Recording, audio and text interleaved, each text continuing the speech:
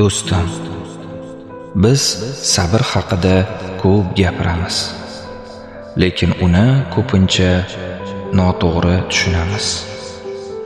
Biz sabrni jim bo'lish deb o'ylaymiz, ichga yutish deb o'ylaymiz. Ichimizda yig'lab, tashqarida kulish deb o'ylaymiz.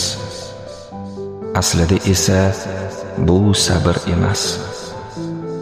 Bu ichdan yemirilish. Sabr degani har narsaga chidayverish emas.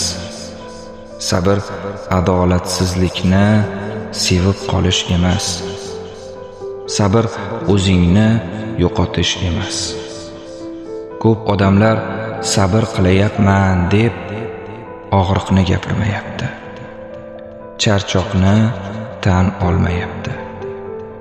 Yordam so'rashni esa kechiktiryapti va ichidan sinyapti. Sabr sukut emas.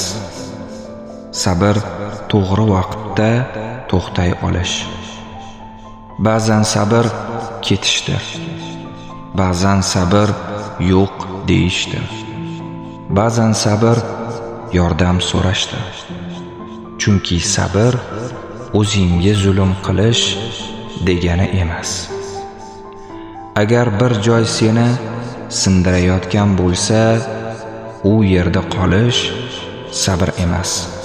Bu qo'rquv.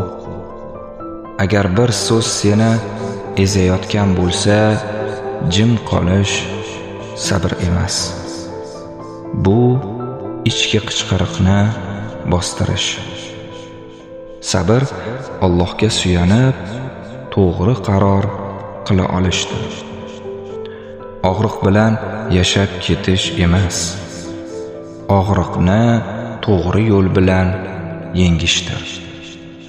Shuning uchun do'stim, sabr qilaman deb o'zingni unutma.